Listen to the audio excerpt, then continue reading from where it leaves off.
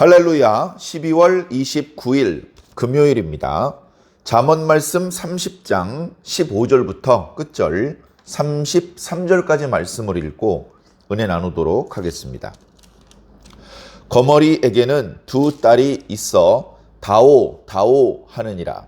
족한 줄을 알지 못하여 족하다 하지 아니하는 것 서넛이 있나니 곧 스올과 아이배지 못하는 태와 물로 채울 수 없는 땅과 족하다 하지 아니하는 불이니라. 아비를 조롱하며 어미 순종하기를 싫어하는 자의 눈은 골짜기의 까마귀에게 쪼이고 독수리 새끼에게 먹히리라. 내가 심히 기이 여기고도 깨닫지 못하는 것 서넛이 있나니 곧 공중에 날아다니는 독수리의 자치와 반석 위로 기어다니는 뱀의 자치와 바다로 지나다니는 배의 자치와 남자가 여자와 함께한 자취며 음녀의 자취도 그러하니라. 그가 먹고 그의 입을 씻음같이 말하기를 내가 악을 행하지 아니하였다 하느니라. 세상을 진동시키며 세상이 견딜 수 없게 하는 것 서넛이 있나니 곧 종이 임금된 것과 미련한 자가 음식으로 배부른 것과 미움받는 여자가 시집간 것과 여종이 주모를 이은 것이니라. 땅에 작고도 가장 지혜로운 것 넷이 있나니 곧 힘이 없는 종류로 돼 먹을 것을 여름에 준비하는 개미와 약한 종류로 돼 집을 바위 사이에 짓는 사반과 임금이 없으되 다 때를 지어 나아가는 메뚜기와 손에 잡힐만 하여도 왕궁에 있는 도마뱀이니라. 잘 걸으며 위풍 있게 다니는 것 서넛이 있나니 곧 짐승 중에 가장 강하여 아무 짐승 앞에서도 물러가지 아니하는 사자와 사냥개와 숫 염소와 및 당할 수 없는 왕이니라.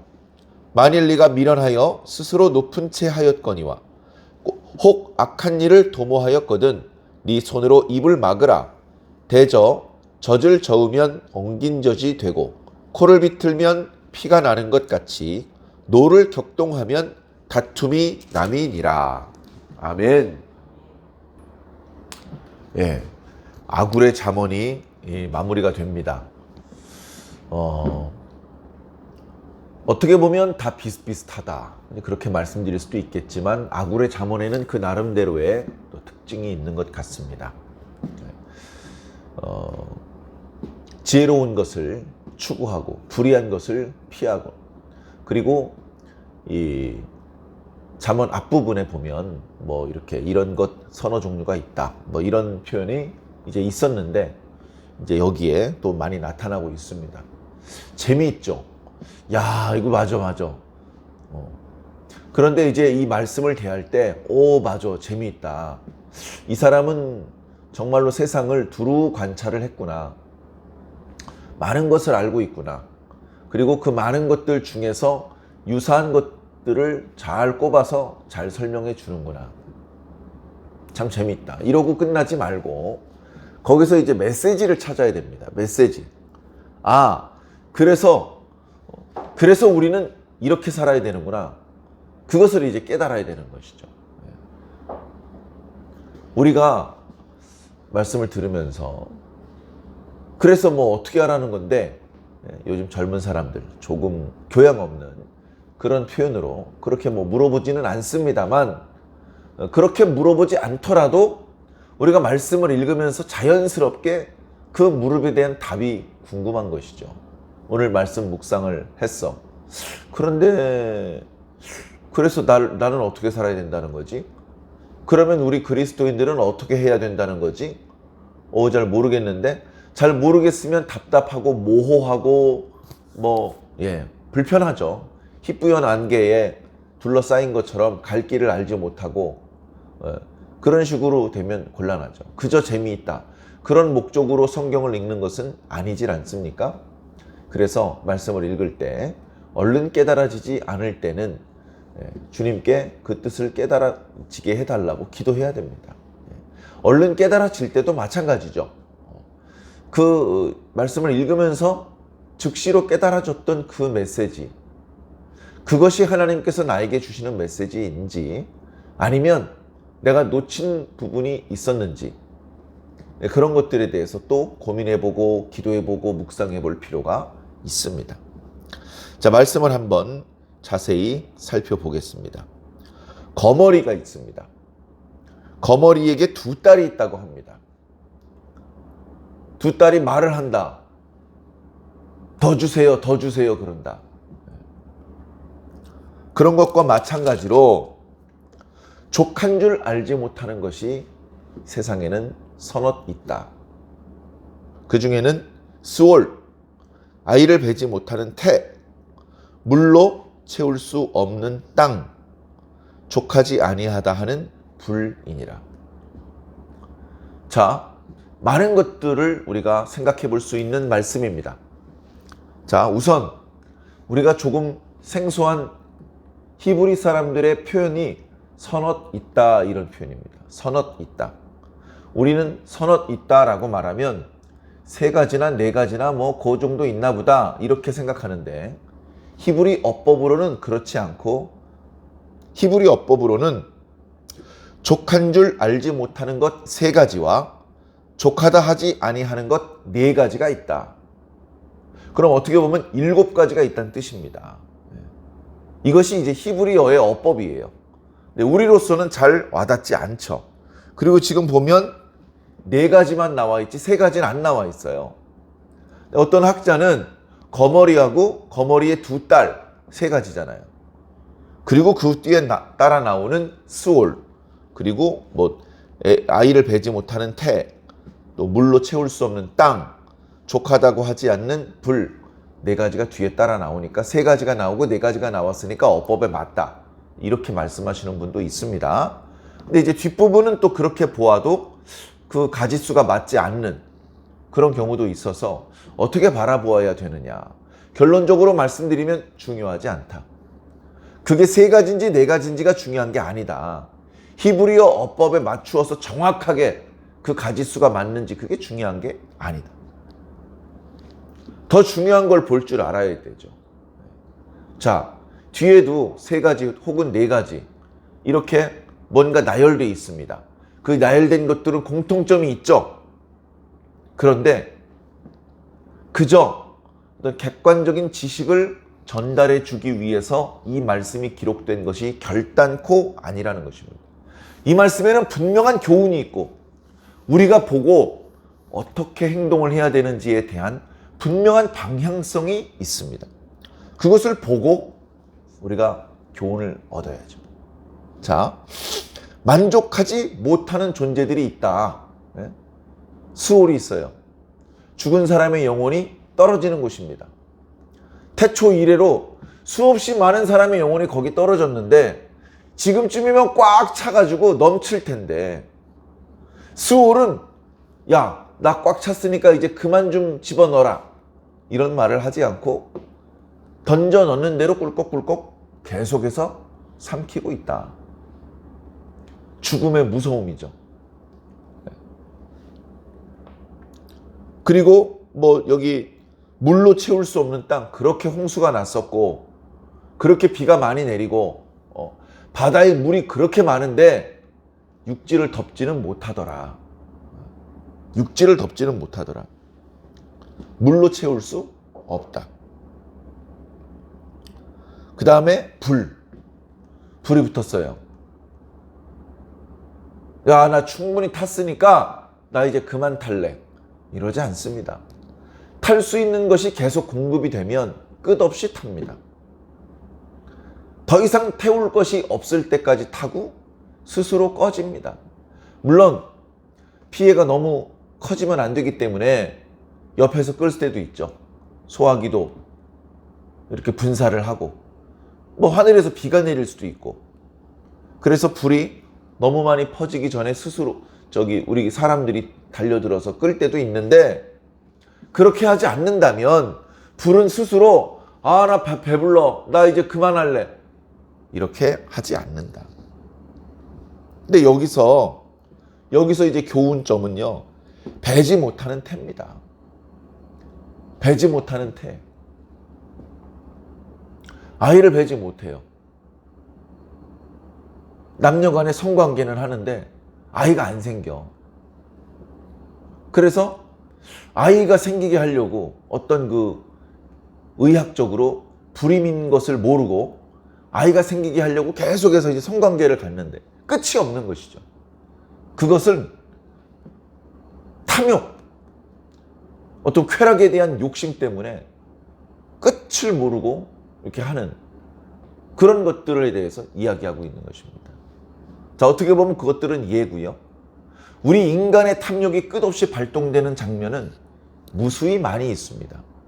대표적으로 쾌락과 돈, 쾌락주의와 황금 만능주의. 그렇게 많이 가지고 있는데 아직도 더 가지려고 합니다. 끝이 없는 것이죠. 그런 것들에 대해서 경계하고 있습니다. 그러면 안 된다. 만족함을 모르고 끝없이 가지려고 하고 하려고 하고 그것은 욕심이다. 그것은 지나친 것이다. 그것은 너희를 행복하게 건강하게 아름답게 만들 수 없다. 너희를 불행하게 만들고 너희의 생명을 단축시키고 너희들의 아름다움이 망가지게 하는 것이다. 그런 메시지가 있는 것입니다. 이어지는 17절 말씀은 독립적인 말씀인데 앞뒤의 말씀과 연결 지어 볼 수도 있을 것 같습니다. 자, 부모를 공경해야 되는데 아비를 조롱해요. 아비를 조롱해. 조롱한다는 말이 많은 의미가 있죠. 아버지의 무능함을 비난한다든가, 아버지가 알아들을 수 없는 말로 짓거린다든가, 욕한다든가, 비웃는다든가, 그런 부정적인 많은 의미가 있습니다. 절대 아버지에게는 하면 안 되는 그런 것들이죠. 이런 행동을 왜 할까? 만족하지 못하니까. 부모가 마음에 안 드니까.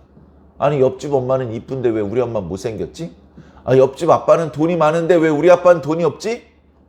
옆집은 집이 넓은데 왜 우리 집은 집이 좁지? 옆집은 밝고 따뜻한데 왜 우리 집은 춥고 어둡지? 옆집은 맛있는 거 먹는데 우리는 왜 맛없는 거 먹지? 고마운 줄 모르고 그런 어떤 불만이 불평으로 심지어 조롱과 저주로 이어지는 것이죠. 자기 아비를 조롱하는 자, 자기 어머니에게 순종하지 않는 자는 그 사람의 눈은 까마귀한테 뜯어먹힌다. 아주 비참하게 죽게 될 것이다. 그렇게 말씀하고 있습니다. 아무 감정 없이 알아서 해? 이게 아니고 이렇게 되지 말아라. 아비를 조롱하지 말아라. 어미에게 불순종하지 말아라. 만족한 줄 모르고 끝없이 달려가지 말아라. 스스로 멈춰야 되고 스스로 자족해야 된다. 그런 분명한 교훈의 말씀이 있는 것입니다. 자, 18절. 내가 심히 기이 여기고도 깨닫지 못하는 것 서너시 있다. 심히 기이 여기는 것 세 가지와 내가 도무지 깨달을 수 없는 것이 네 가지가 있다. 그런 식으로 말씀하시는데요. 자, 공중에 날아가는 독수리의 자취. 안 보이죠? 분명히 날아갔어야 되는데 자국이 안 남습니다. 자, 그 다음에 뱀이 바위 위를 기어가요. 뱀이. 모래 위를 기어가는 건 조금 자국이 남아요. 금방 지워지긴 하지만. 근데 바위 위를 뱀이 기어서 넘어갔어요. 가만히 있어. 어느 바위를 넘어갔더라? 이 바위였나? 저 바위였나? 아무 자국이 남지 않습니다. 자, 그리고 배가 바다를 지나가요. 배가 바다를 지나가면 자국이 남죠? 뭔가 이렇게 좀 일항이 일고 물결이 이렇게 출렁이잖아요. 그 다음 날에도 그 자국이 남아있나요? 안 남아있어요. 그 순간에만 잠깐 출렁거리고 없어요, 이제 다시. 그리고 남자가 여자와 함께한 자취. 여자의 배외에 남자가 지나가면 자국이 남습니까? 안 남는다고요. 자, 여기 네 가지를 얘기했는데요. 독수리, 뱀, 배. 그걸 말하는 게 아니에요. 이 이야기에서는요, 남자가 지나간 여자의 배를 말하는 거예요. 다시 말해서 이런 불륜을 저질러서는 안 된다. 흔적이 남질 않아요. 그러니까 어떻게 해요? 용감하게 범죄를 시도하는 겁니다. 괜찮아. 들키지만 않으면 아무도 몰라. 이런 심리가 작용하는 것이죠. 도둑질도 마찬가지고요. 간음도 마찬가지입니다. 들키지 않으면 아무도 몰라. 왜 몰라요? 하나님이 보셨는데. 그리고 꼬리가 길면 밟힙니다. 딱 한 번만 도둑질하는 사람, 딱 한 번만 간음을 일으키는 사람 없습니다. 중독이 되고요. 습관이 돼버립니다. 결국 들통이 나고 결국 비싼 대가를 치르게 됩니다. 그러지 말아라. 그러지 말아라. 음녀의 자취도 마찬가지다. 그가 먹고 입을 닦는 것처럼 부정을 저질러 놓고서 저는 잘못한 게 없는데요? 라고 말을 하더라. 증거가 없으니까. 부끄러운 줄 알아야 되고 하나님께서 보고 계시다는 것을 알아야 됩니다. 그걸 모르니까 뻔뻔하게 방금 범죄를 저질렀으면서도 도대체 내가 뭘 잘못했다는 거죠? 뻔뻔하게 거짓말을 하는 것이죠. 조심해야 됩니다. 그런 사람에게 속지 않아야 되고 나도 사람들을 속이지 않아야 합니다. 자, 세상을 진동시키는 것 3가지, 세상이 견딜 수 없게 하는 것 4가지가 있다. 그건 뭐냐? 종이 임금된 것. 그 다음에 미련한 자가 음식으로 배부른 것, 미움받는 여자가 시집간 것과 여종이 주모를 이은 것이다. 주모가 죽거나 무슨 문제가 생겼어요. 그럼 그 집에서 일하던 종이 있을 거 아닙니까? 그 집에서 주모가 시키는 대로 설거지도 하고 밥도 하고 온갖 잡일을 하던 그 종이 있을 것 아닙니까? 근데 시간이 지나고 보니까 그 종이 주모가 됐어요. 자, 보통은 그럴 수 없습니다. 그 종은 주모의 딸도 아니야. 그 주모한테 돈 받고 거기 취직한 직원도 아니라고. 보통은 함부로 야단 맞으면서 제대로 교육도 받지 못하고 온갖 잡일만 하는 천덕꾸러기야. 왜 그렇게 사느냐? 누군가 버려진 아이라든가 뭐 이런 아이를 데려다가 쓰는 거죠. 종처럼 쓰는 겁니다. 노예처럼. 제대로 먹지도 못하고 입지도 못하고 열심히 일한다고 보상을 받지도 못하고. 근데 어느 날 주모가 됐어요. 야, 고생하더니 드디어 고생 끝에 낙이 있다고. 이런 게 아닙니다. 이 이야기는 그렇게 되면 안 되는 일이 벌어진 거예요. 아니, 주모가 일 잘하고 싹싹하게 일 잘하고 있었는데 아니 네가 왜 주모가 됐냐? 그 종은 주모가 될 수 있는 경제적인, 사회적인 아무 능력도 없어요. 그럴 가능성이 없다고요. 근데 어느 날 주모 자리를 차지하고 있어요. 주모 몰래 주모 자리를 빼앗기 위해서 뭔가 정직하지 못한 일을 꾸미다가 주모의 자리에 올라간 것이죠. 그것은 세상을 진동시키는 일이고 세상을 견딜 수 없게 만드는 일이다. 자, 미련한 자가 배가 불러요. 미련한 자 배 부릅니까? 그건 경천동지할 일이죠. 하늘이 놀라고 땅이 부르르 떨 일입니다. 잠언에서 계속해서 뭐라고 말합니까? 미련한 자는 결국 굶어 죽을 것이다. 지혜로운 자가 먹을 것을 얻게 될 것이다. 지혜로운 자가 풍족해질 것이다 라고 말씀하고 있잖아요. 근데 보니까 미련한 자가 배가 불러. 뭐 잘못된 거잖아요. 그리고 미움받는 여자가 시집을 가요. 미움받는 여자. 연애를 했는데 남자들이 미워해요. 부모가 미워해. 시집을 한번 갔는데 그 집 시어머니가 미워해. 왜 미워하겠습니까? 못생겨서 미워하는 게 아니에요. 네? 생각하는 거, 말하는 거, 행동하는 게 미운 거예요. 그랬는데 그 사람이 그렇게 좋지 못한 사람이라는 것을 숨기고 또 다른 사람을 속이고 또 시집을 가버렸어요. 세상이 진노할 일이다. 자, 그런데 이 이야기에서 핵심은 뭐냐면 종이 왕이 된 거예요. 종이 왕이 될 수 있습니까? 자, 왕은 누가 되어야 됩니까?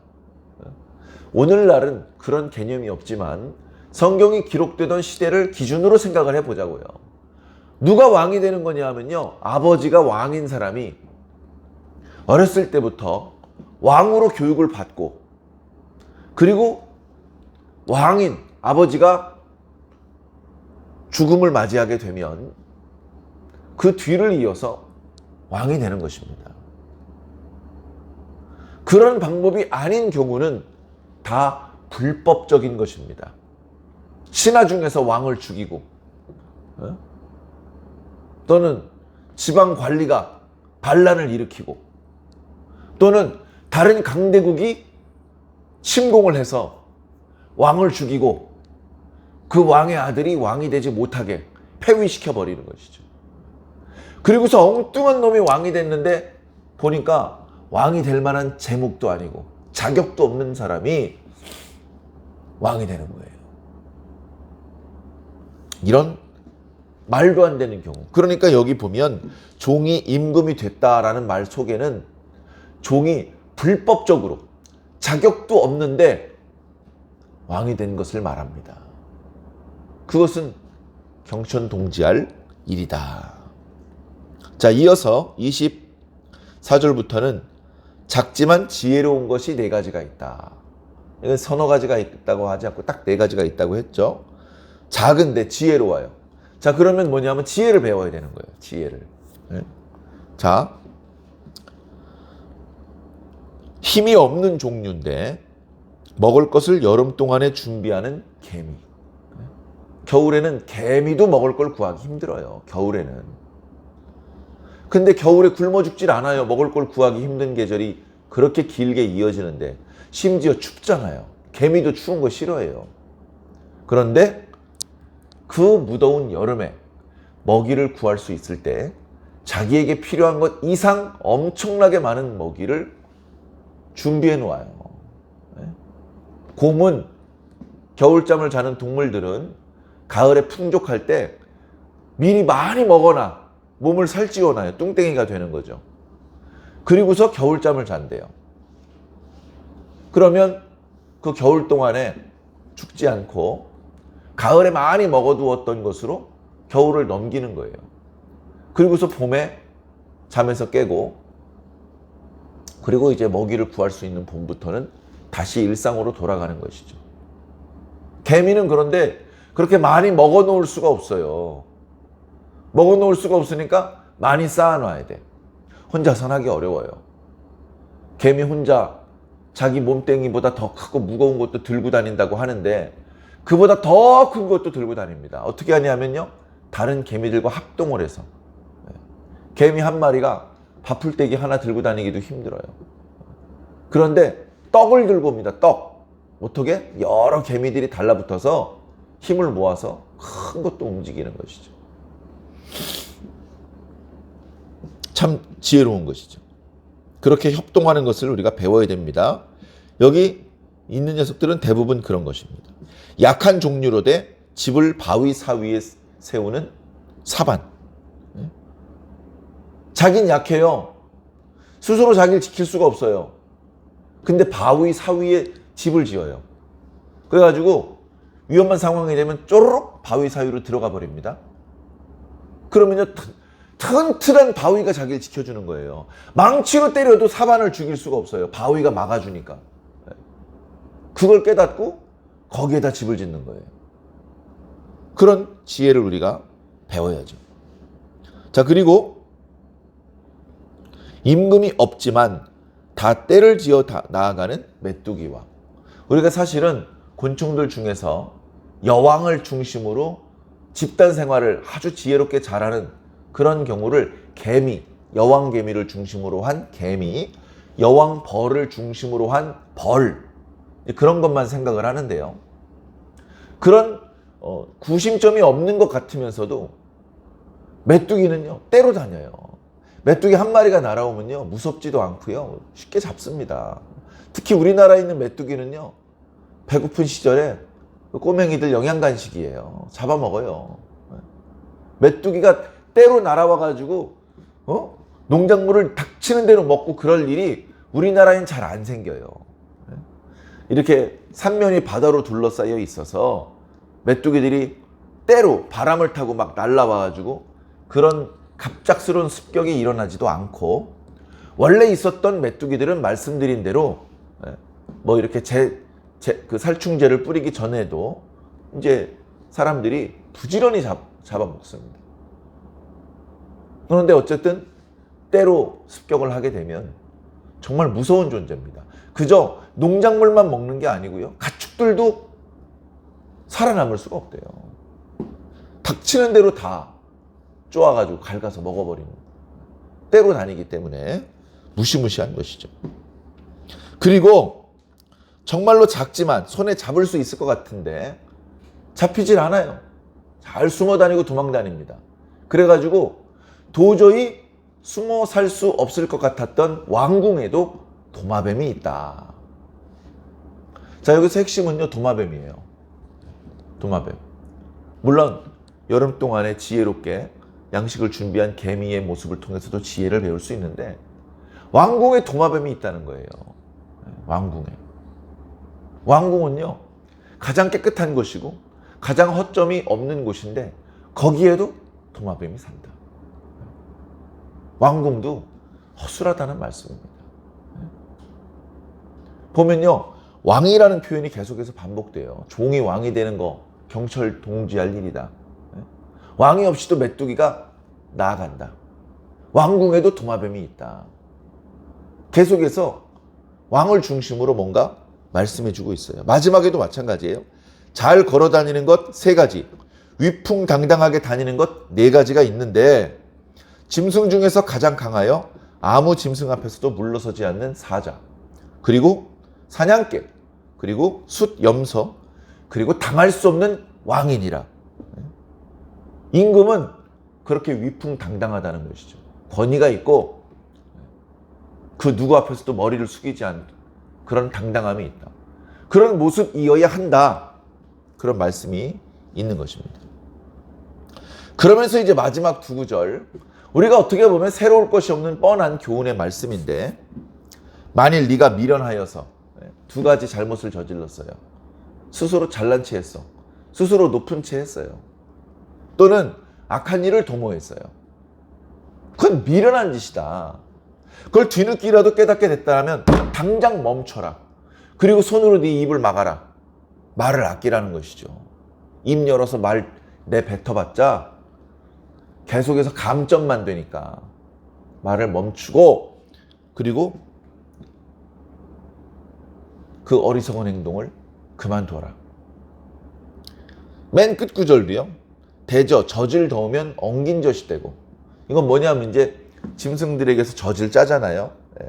양젖, 염소젖 이런 걸 짠 다음에요. 그걸 바로 마시거나 하지 않고 그걸 이렇게 저어줘요. 저어주면 발효가 되면서 그게 치즈 또는 버터가 되는 겁니다. 그 이야기를 하는 거예요. 그건 당연히 그렇게 되는 거예요. 깨끗한 우유를 모아다가 천천히 저어주면 전체적으로 이제 치즈, 버터가 되는 것이죠. 그러면 이제 상하지 않고 더 오래 보관할 수 있고 또 다른 어떤 음식을 만들 수도 있고 꼭 필요한 것이죠. 그리고 코를 비틀면 피가 난다. 코를 자꾸 비틀면 피가 나죠.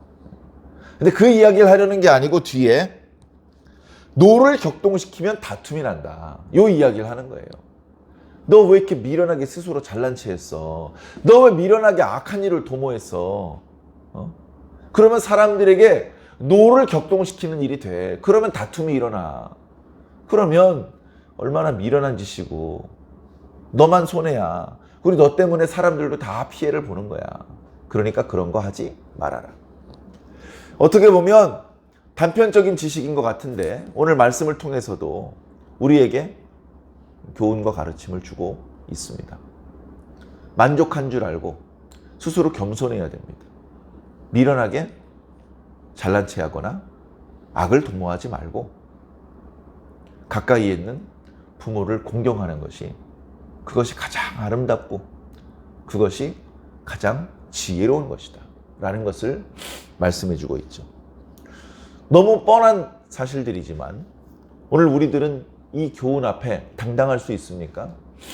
부모를 공경하고 사랑하죠. 근데 조금 결례가 되는 그런 행동과 말을 할 때도 덜어 있지 않습니까? 스스로 부끄럽게 생각을 하고 잘못한 것이 있으면 죄송하다. 또 고마운 일이 있으면 고맙다. 그렇게 꼭 말로 표현하고 다시는 실수를 저지르지 않게 최선을 다해서 지혜롭고 겸손하고 정직하고 성실한 그런 삶을 살아주시기를 예수님 이름으로 간절히 축원합니다.